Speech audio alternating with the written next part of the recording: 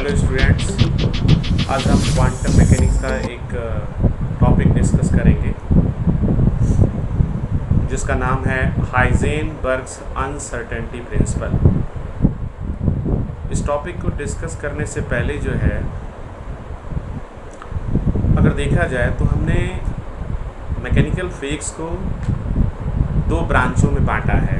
एक हमारी है क्लासिकल मैकेनिक्स और दूसरी है क्वांटम मैकेनिक्स।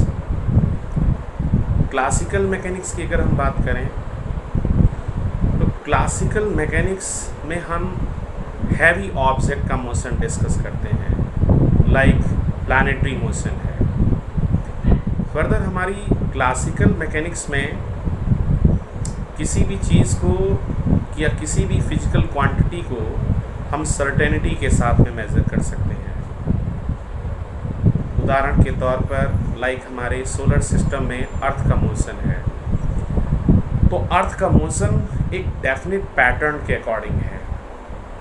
हम अर्थ के मोशन को एक मैथमेटिकल इक्वेशन के द्वारा गवर्न कर सकते हैं और उस मैथमेटिकल इक्वेशन के जरिए हम अर्थ की पोजीशन क्या है, मोमेंटम क्या है, उसको हम सर्टेनिटी के साथ में मेज़र कर सकते हैं। जस्ट लाइक कि हमारी अर्थ आज इस समय इसकी क्या पोजीशन है, उसकी वेलोसिटी मालूम होने के कारण उसका मोमेंटम क्या है, वो हम सर्टेनिटी के साथ में मेज़र कर सकते हैं। 10 दिन बाद अर्थ की क्या पोजीशन होगी, उसका क्या मोमेंटम होगा, उसको भी हम सर्टेनिटी के साथ में मेज़र कर सकते हैं। दूसरी तरफ हमारी जो क्वांटम मैकेनिक्स है, वो क्वांटम मैकेनिक्स में हम फिजिकल क्वांटिटी को सर्टेनिटी से मेज़र करने की बजाय हम अनसर्टेनिटी, वहाँ पर किसी भी फिजिकल क्वांटिटी को मेज़र करने के लिए अनसर्टेनिटी होती है। हमारी क्वांटम मैकेनिक्स ये कहती है कि every object have wave like property. Her object के पास वेव लाइक प्रॉपर्टी होती है। मतलब कहने का ये है कि हर ऑब्जेक्ट के पास एक वेव है, हर ऑब्जेक्ट से एसोसिएटेड एक वेव है। आप जानते हैं साइंटिस्ट डी ब्रॉगली ने ये बताया था कि एक वेव जो है उसका एक सिंगल वेव अगर ले ली जाए, एक सिंगल वेव कहने का मतलब है एक मोनोक्रोमैटिक वेव ले लिया जाए, सिंगल वेवलेंथ की, सिंगल फ्रीक्वेंसी की, तो किसी वेव को हम इन्फिनाइट तक एक्सटेंड किया हुआ सपोज कर सकते हैं। और किसी वेव की जो फ्रीक्वेंसी है या जो वेवलेंथ है वो एक रिलेशन के द्वारा रिलेटेड होती है, और ये रिलेशन होता है wavelength lambda equal to h/p, जहाँ पर p जो है वो ऑब्जेक्ट का मोमेंटम है। मोमेंटम मीन्स मास और वेलोसिटी का प्रोडक्ट। अब यहाँ पर अगर देखा जाए तो डी ब्रॉगली ने बताया कि हर ऑब्जेक्ट के पास एक वेव लाइक बिहेवियर है।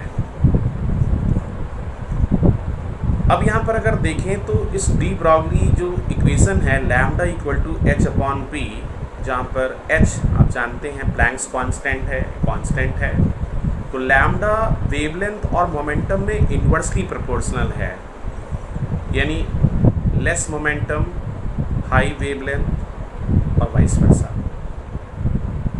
अगर हम जैसे एक हैवी ऑब्जेक्ट ले लें, लाइक एक एलिफेंट ले लिया जाए, तो ऑब्वियस है कि एलिफेंट, इसका मास बहुत ज़्यादा है, ये हल्की सी लो वेलोसिटी से भी अगर चल रहा है तो इसके पास बहुत ज़्यादा मोमेंटम है, और बहुत ज़्यादा मोमेंटम होने के कारण हम इसकी वेवलेंथ को अगर देखें तो वेरी वेरी स्मॉल है, जिसको हम मेज़र नहीं कर सकते हैं। वहीं हम अगर माइक्रोस्कोपिक पार्टिकल ले लें, लाइक जैसे इलेक्ट्रॉन है, प्रोटॉन है या न्यूट्रॉन है, तो इनका मास वेरी स्मॉल होने के कारण मोमेंटम वेरी लो होगा, और मोमेंटम वेरी लो होने के कारण इसके पास काफ़ी हाई वेवलेंथ है, जिसको हम एक एक्सपेरिमेंट के ज़रिए मेज़र कर सकते हैं। कंक्लूज़न ये निकलता है कि जो माइक्रोस्कोपिक पार्टिकल है, माइक्रोस्कोपिक जो पार्टिकल हैं उनकी वेवलेंथ हम मेज़र कर सकते हैं, बट मैक्रोस्कोपिक पार्टिकल की वेवलेंथ को आसानी से मेज़र नहीं कर सकते हैं। मान लीजिए एक माइक्रोस्कोपिक पार्टिकल से रिलेटेड कोई मैं वेव ले लेता हूं जो एक्स एक्सिस के अलॉन्ग डायरेक्टेड है। तो एक्स एक्सिस के अलॉन्ग जो हमारी वेव है वो माइनस इन्फिनिटी से प्लस इन्फिनिटी की तरफ एक्सटेंड है। अब इसी वेव के अंदर ही कहीं ना कहीं पर हम पार्टिकल की पोजीशन को लोकेट कर सकते हैं। पार्टिकल यहाँ पर हो सकता है या माइनस इन्फिनिटी से प्लस इन्फिनिटी के बीच में कहीं पर भी हो सकता है, लेकिन कहाँ पर होगा एग्जैक्टली, क्या उसकी पोजीशन होगी, उसको हम सर्टेनिटी के साथ में मेज़र नहीं कर सकते हैं। इसी बात को लेते हुए साइंटिस्ट हाइजेनबर्ग ने लगभग 1927 में एक प्रिंसिपल दिया। वो प्रिंसिपल ये बताया गया कि अगर मान लेते हैं किसी माइक्रोस्कोपिक पार्टिकल की पोजीशन को मेज़र करने में हमारे पास एक मिनिमम अनसर्टेनिटी है एक्स एक्सिस के अलॉन्ग डेल्टा एक्स, और ठीक उसी समय पर मोमेंटम को मेज़र करने में अनसर्टेनिटी डेल्टा पी है। तो एक पोजीशन में अनसर्टेनिटी डेल्टा एक्स और मोमेंटम में अनसर्टेनिटी डेल्टा पी, इसका प्रोडक्ट एक इनइक्वलिटी को फॉलो करता है। Delta x into delta p should be greater or equal than h upon 4 pi, where h ये आपका प्लैंक्स कांस्टेंट है, जिसकी numeric value 6.63 into 10⁻⁻34 joule second. इस इनइक्वलिटी को अगर हम देखें तो delta x into delta p equal to constant, और हम कह सकते हैं कि डेल्टा एक्स और डेल्टा पी का प्रोडक्ट अगर एक कांस्टेंट जा रहा है तो मतलब ये एक दूसरे के एक इन्वर्सली प्रोपोर्शनल जा रहे हैं। कहने का मतलब है कि अगर मैं पोजीशन को मेज़र करने में अनसर्टेनिटी मिनिमम करूँगा तो मोमेंटम को मेज़र करने में अनसर्टेनिटी मैक्सिमम हो जाएगी, और मोमेंटम को मेज़र करने में अनसर्टेनिटी अगर मैं मिनिमम करूँगा तो पोजीशन को मेज़र करने में अनसर्टेनिटी मैक्सिमम हो जाएगी।